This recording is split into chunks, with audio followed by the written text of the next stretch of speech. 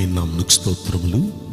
ఈ వాగ్దానం వింటున్న మీకందరికీ మన ప్రభువును ప్రియ రక్షకుడైన యేసుక్రీస్తు నామములో శుభములు, మా హృదయపూర్వకమైన వందనములు తెలియచేస్తున్నాం.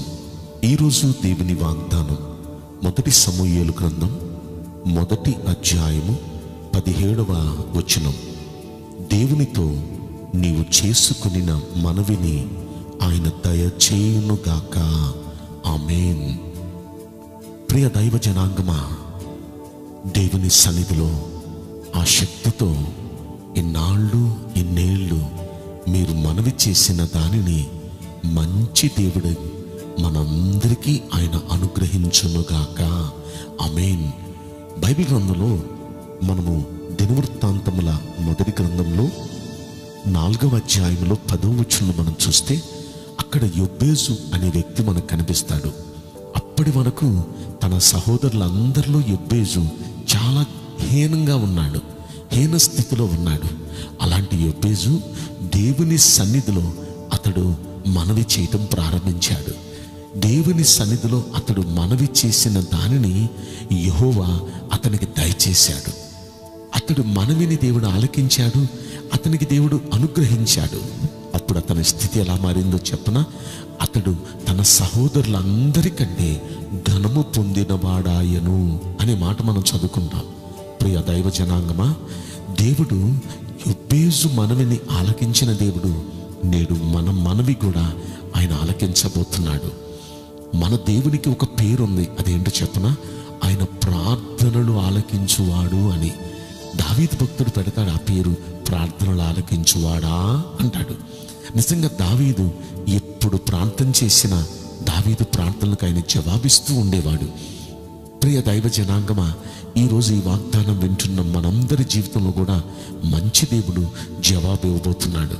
ఇక్కడ ఈ సందర్భం ఎవరితో చెప్పారు అని మనం ఆలోచిస్తే, దైవజనుడు ఆ మందిరంలోకి వచ్చి ప్రార్థన చేస్తున్న హన్నాకుతో చెప్తున్నారు, అమ్మా, దేవునితో నీవు మనవి చేసుకునే దానిని ఆయన దయచేయునుగాక అంటున్నాడు.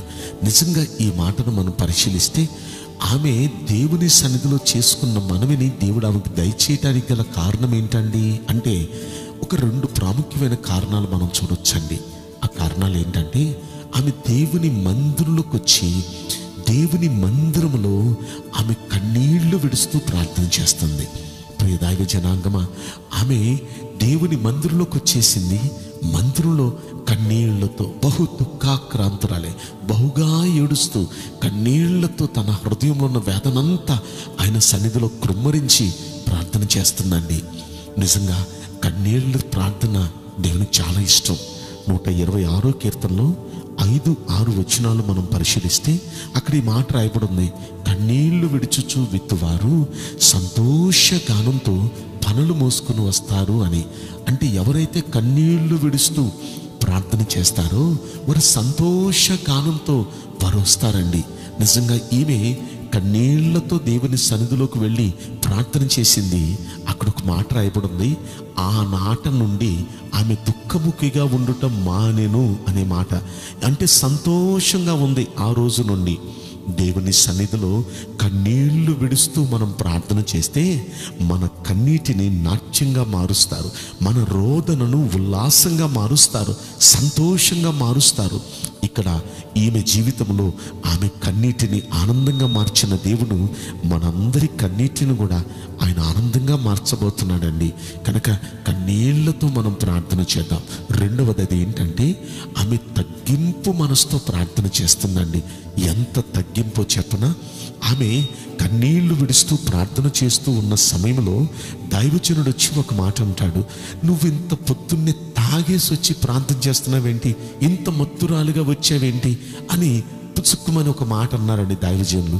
ఆయన అన్న మాటని బాధగా తీసుకోలేదు, కానీ ఆమె ఏముందో చెప్పనా, లేదు నా దైవజనుడా, అయ్యా నీ దాసురాలని నేను మత్తురాలుగా రాలేదు, నేను బహు దుఃఖాక్రాంతురాలని వచ్చాను, నా వేదనంతా దేవుని సన్నిధిలో కృమ్మరిస్తున్నాను దైవజనుడా, నా బాధ ఇది అంటూ దైవజనుని ముందు బహుగా తగ్గించుకొని మాట్లాడుతుందండి.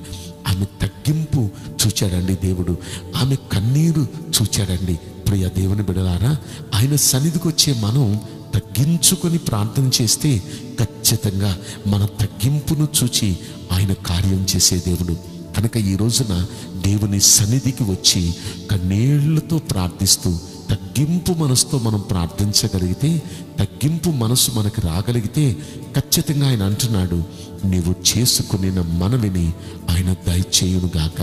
ప్రియ దైవ జనాంగమా, ఎన్నాళ్ళు ఇన్నేళ్ళు ఏది కావాలని ఏది జరగాలని మీరు మనవి చేసుకుంటున్నారో మంచి దేవుడు ఆయన మనందరికీ దయచేస్తున్నాడు. వాటిని పొందుకుందాం. దేవుడు ఈ మాటలు మనందరి వినికిడిలో నెరవేర్చునుగాక. ఆమేన్. నేను మీకోసం ప్రార్థన చేయబోతున్నాను.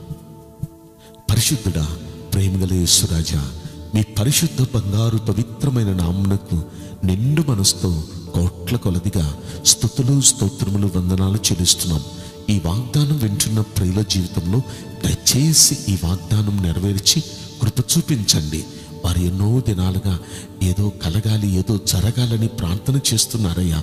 వారి ప్రార్థన మనవులు దయచేసి మీరు ఆలకించి అంగీకరించి వారికి అనుగ్రహించమని ఈ కొద్ది మనవులు నజరుడైన యేసుక్రీస్తు ప్రశస్తమైన నామములో ప్రార్థించి బ్రతిమలాడి వేడుకుంటున్నాం ప్రియ పరలోక తండ్రి. ఆమేన్. May god bless you all. Thank you.